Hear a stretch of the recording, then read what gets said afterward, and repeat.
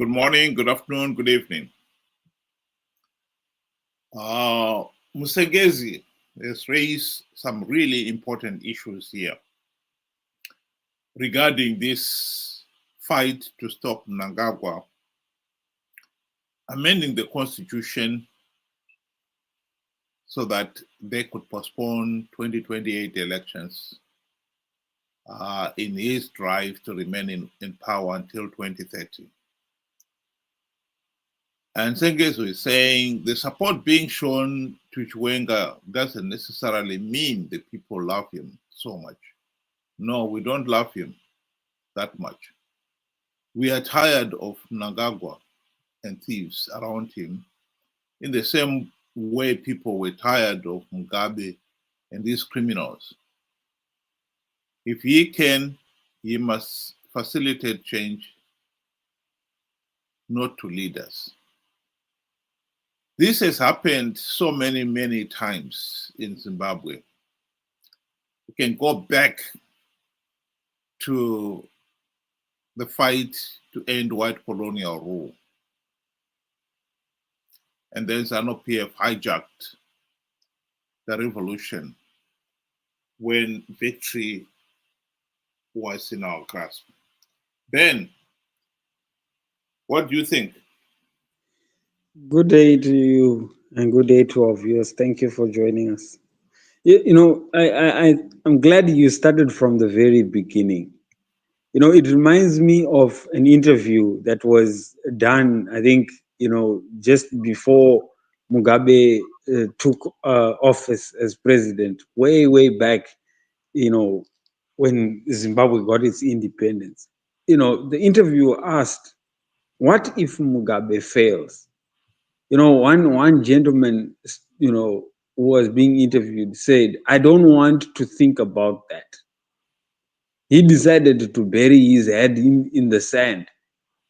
And lo and behold, Mugabe did fail. And he failed miserably. See, we cannot continue burying our heads in the sand, swapping one for another. We thought we were getting ourselves, getting rid of the white imperialists that, were oppressing us as, the indigenous of the country. We got Mugabe, only for Mugabe to turn out worse. And what did we do? We did not want to think about it.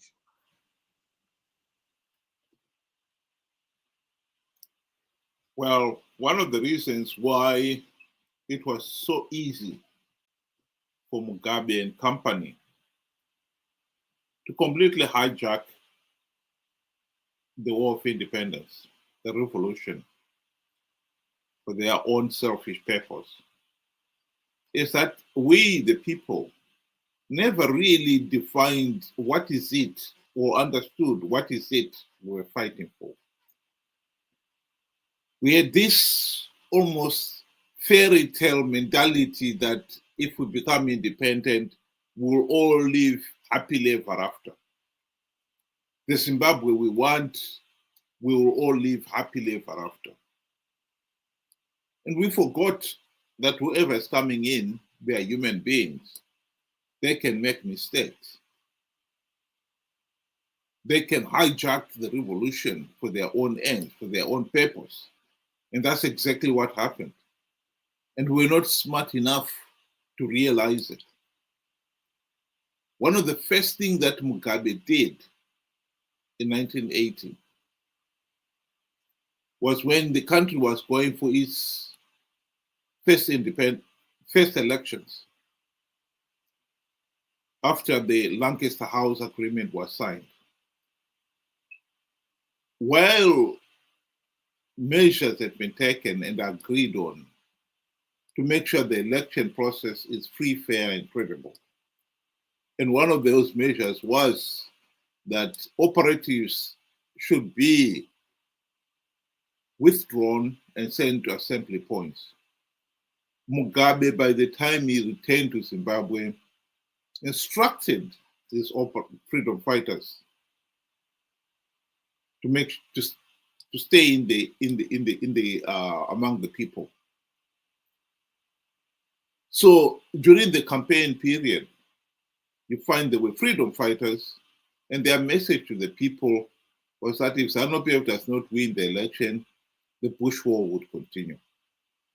And so, just like that, the people's aspiration for one man, one vote was gone.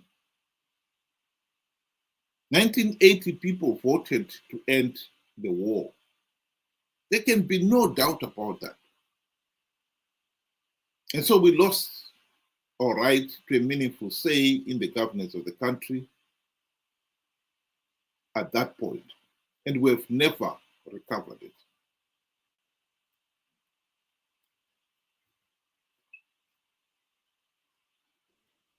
I agree with you.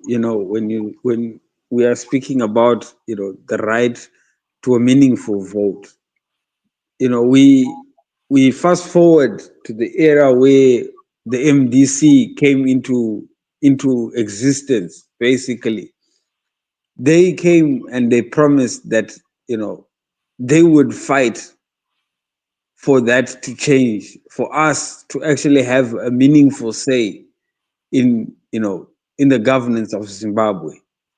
And people took to them. You know they sacrificed everything to join that bandwagon, hoping that they would implement the reforms that were necessary for us to finally have free, fair, and credible elections. Or how people were wrong. They have since forgotten all about reforms, and they have taken very dearly to participate in the same rigged elections, same meaningless elections, each and every time, promising that they would win big these rigged elections. And so our suffering continues up to this day. I think, again, ignorance was one of the greatest weakness of the ordinary people. When people were risking all to vote MDC Triple C leaders into power, they just believed those leaders would deliver change. They themselves did not understand what that change is, much less how those leaders, those MDC leaders, were to implement it. And so when the MDC leaders slept on the job, particularly during the 2008 to 2013 GNU, the people themselves were completely unaware what was going on. Even to this day, there are many people out there who still do not appreciate that the basic primary purpose of the opposition was to implement reforms, democratic changes to stop ZANU-PF rigging the elections. They've been repeating the slogans, chinja, chinja, without ever understanding what is it they were talking about. So again, the people did not learn the lesson, and the nation has paid dearly for it. Because it is amazing that MDC, Triple C have been now on the political stage for 25 years. They have not implemented even one token reform. And yet, the overwhelming majority of Zimbabweans out there still do not realize what is going on. By now, 25 years after the formation of the MDC, one would expect that the penny has finally dropped. People will be asking themselves, Why haven't you implemented even one token reform? But they are not. And I agree with what you're saying as well. They've been conned into believing that we don't need reforms because now we have devised ways of winning rigged elections. This is what makes Chamisa's lie in 2023 that he had plugged all the vote rigging loopholes so incredibly insulting. SADC and the AU election observers, they noted that those elections were flawed and illegal because of the blatant rigging by ZANU-PF. And yet, Chamisa said he had plugged all the vote rigging loopholes. And worse still, the people themselves do not even want to believe that Chamisa lied to them, even now with the benefit of hindsight, that he had indeed lied. This is the unfortunate reality of Zimbabwe.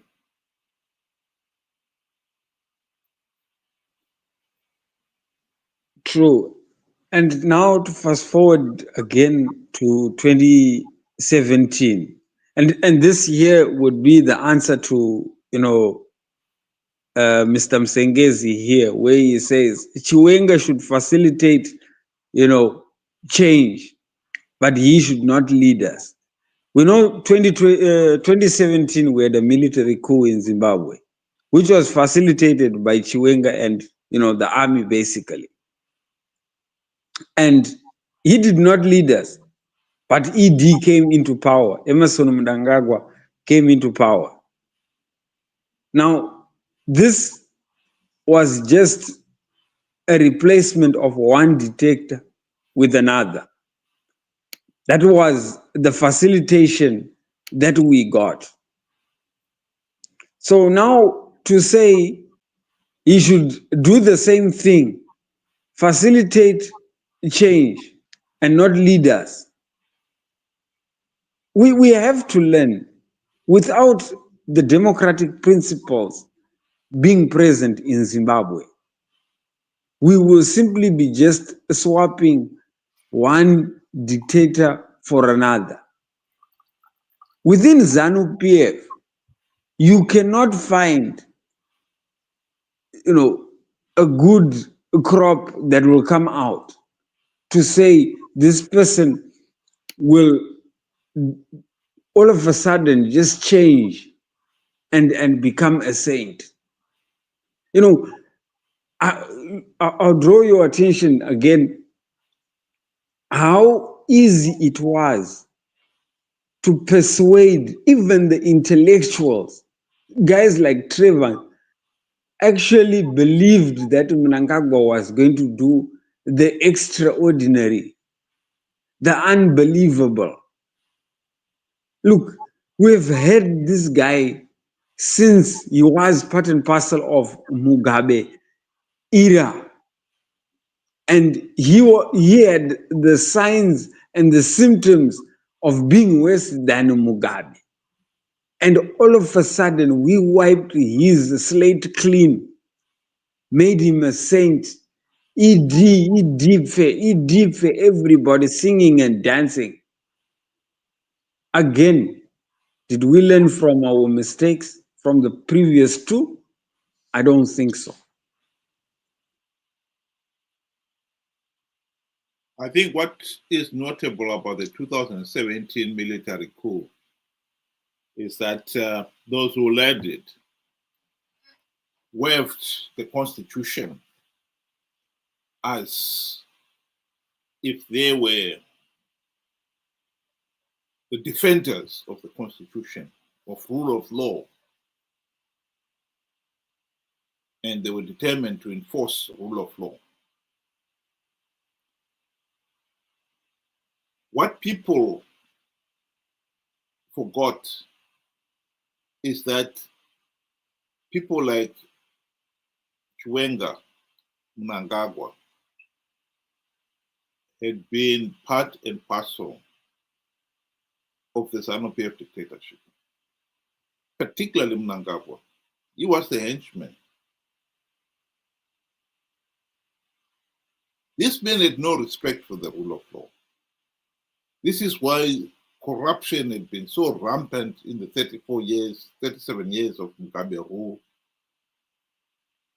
Mnangagwa himself was at the very forefront of rigging elections. And we know Mnangagwa was at the forefront of the Bukura Hundi.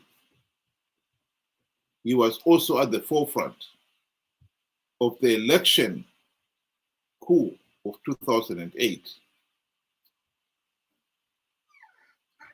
Chiwenga and all the top brass in the army, the police, the CIO, and prison services were involved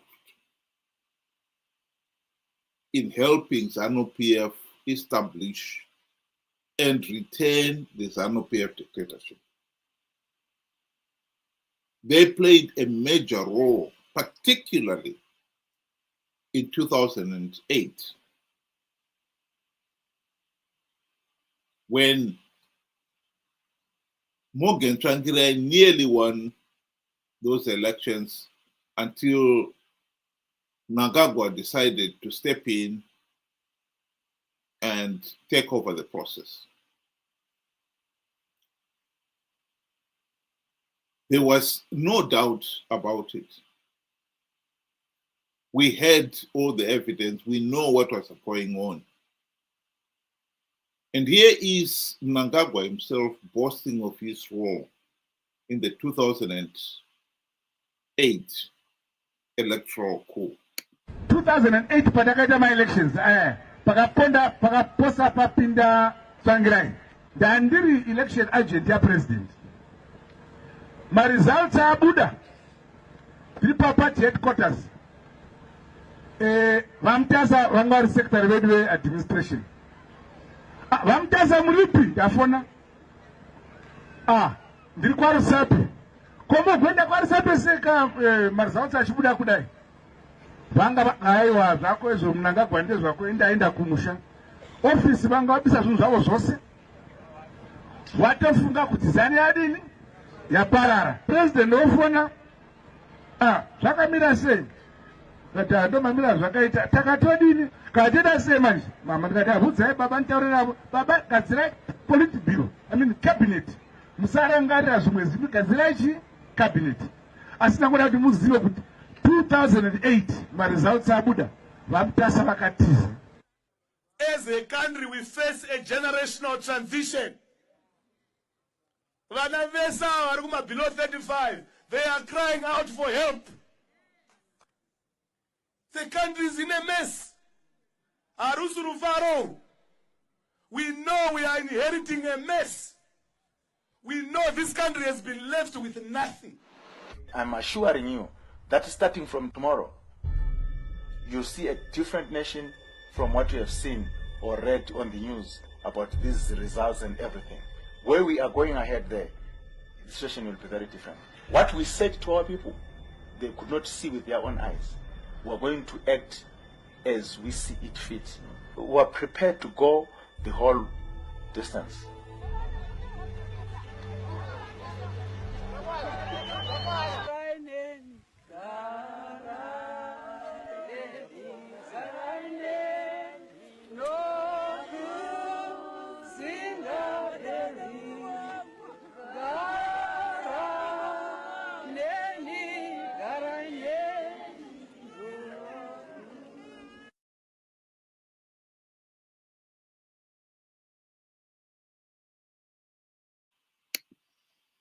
So, the bottom line is, as much as we would want to believe that Chiwenga and this faction are fighting for good governance in Zimbabwe, the truth is they are fighting because they believe it is their turn to govern the country. It is their turn to loot the country. Chiwenga and company, even if they were to win the right to represent ZANU-PF in the election, we can all be certain of one thing. They will not hold free, fair, and credible elections. They will rig those elections to secure their right, their divine right, as they believe it is, to rule the country. So what is the most important lesson here? I believe the most important lesson for all Zimbabweans out there is to realize that if we are serious about good governance, then we must be clear what is it we want. And in this particular case, we want democratic reforms to restore all the freedoms and basic human rights of all the citizens, including the right to a meaningful say in the governance of the country. That is what we are fighting for. And we know that Chiwenga and company are not fighting for that. They are fighting to be the next dictator. We are sick and tired of dictatorship. Let's keep our eyes focused on the real purpose to end the case of rigged elections and bad governance. And you do not do that by swapping one dictator for another. We know Chiwenga is not a Democrat. He doesn't have a single drop of blood, democratic blood in his veins. If he is joining the fight to stop Mnangagwa changing the constitution, he is as is everybody else. But we should be very careful that he doesn't use his already enormous political power and leverage to hijack this fight and impose himself as the next dictator.